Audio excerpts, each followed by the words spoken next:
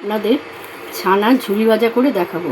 সেজন্য আমি half litre দুধের ছানা করে নিয়েছি। লেবু দিয়ে ছানা কেটে ভালো করে জল ঝরিয়ে রেখেছি, একটু পেঁয়াজ কুচি করে রেখেছি। এবার কড়াই বসিয়ে দিয়েছি, কড়াই গরম হয়ে গেছে। এতে আমি অল্প তেল দিয়ে দেব। আমি সরষের তেলই ব্যবহার করব। এতে অল্প এই সরষের তেল দিয়ে দিলাম।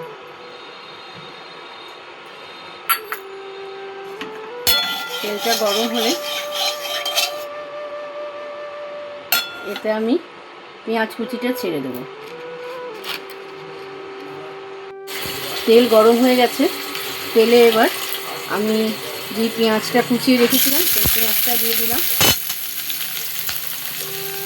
পেঁয়াজটা দিয়ে একটু নেড়ে নিচ্ছি, শুধু কাঁচা কাঁচা ভাবটা যাওয়ার জন্য, বেশি লাল ভাজতে হবে না।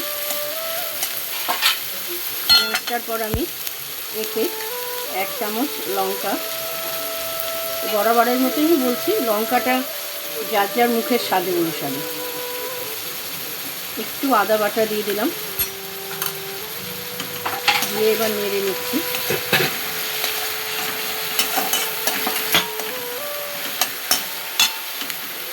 এবার এতে সামান্য নুন দেব, কেন ছানাটা ছাড়ার পরেও একটু নুন দেবো জন্য অল্প নুন দিলাম।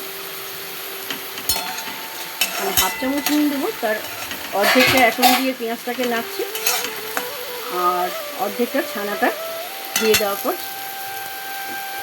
নুন দেবো অর্ধেকটা। তো এটা একটু ভাজা ভাজার মতন হোক, তারপর ছানাটা ছাড়বো। এবার আমি দেখবো পেঁয়াজটা কতটা ভাজা ভাজার মতন হয়েছে। হ্যাঁ, হয়ে এসছে, আর একটু ভাজবো। এর মধ্যে আমি এবার একটু সামান্য হলুদ দিয়ে দেব,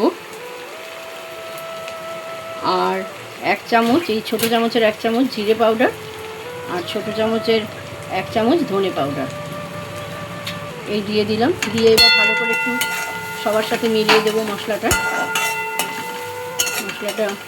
সবার সাথে মিশিয়ে দিলাম। এই ছানার ঝুরি ভাজাটা খুব তাড়াতাড়ি হয়ে যায়, আর এটা খেতে ভালো লাগে লুচি, পরোটা, রুটি দিয়ে। আর ধরুন যারা সুগারের পেশেন্ট, ছানা চিনি দিয়ে খেতে পাচ্ছেন না, বা চিনি ছাড়া এমনি শুধু ছানা খাওয়াটাও খুব কষ্টের, ভালো লাগে না, টেস্টলেস, তো তারা কিন্তু এইভাবে নোনতাভাবে ছানাটা করে খেতে পারেন, তাহলে ছানাটা খাওয়া হবে। এবার এটা ভাজা ভাজা হয়ে গেছে পেঁয়াজটা। এবার আমি ছানাটা পুরোটা দিয়ে দেব, পুরো ছানাটা দিয়ে দিলাম।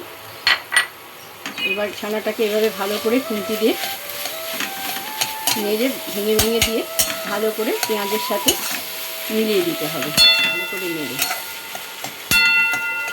তারপর আমি এই 5 মিনিট মতন কড়াইতে থাকবে, তারপর নামিয়ে নেব। এবার ছানার ঝুরি ভাজাটা পুরোপুরি হয়ে গেছে। এবার আমি নামিয়ে ফেলবো। নামানোর আগে আমি সামান্য একটু গরম মশলার গুঁড়ো দিয়ে দিলাম।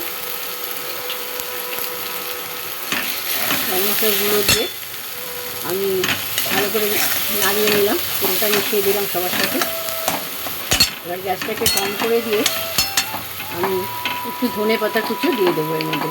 ধনে পাতা ধুয়ে কুচিয়ে রেখেছি, এই ধনে পাতাটা দিয়ে দিলাম। ধনে পাতাটা দিয়ে এবার আমাকে ভালো করে নেড়ে নিতে হবে। তাহলেই ছানার ঝুরি ভাজা রেডি। এটা হয়ে গেছে, এবার আমি এটাকে নামিয়ে নেব। ছানার ঝুরি ভাজা পুরো তৈরি হয়ে গেছে। আমি কড়াই থেকে নামিয়ে নিয়েছি। নামিয়ে একটা কাঁচা লঙ্কা দিয়ে এভাবে সাজিয়ে পরিবেশন করব। এইভাবে আপনারাও ছানার ঝুরি ভাজা করে খান। কেমন লাগে আমায় জানাবেন। আপনাদের মূল্যবান মতামতের আশায় আমি বসে রইলাম। যারা আমার ভিডিওটি নতুন দেখছেন তারা দয়া করে ভিডিওটি সাবস্ক্রাইব করে দেবেন। সবাই সুস্থ থাকবেন, ভালো থাকবেন, আনন্দে থাকবেন।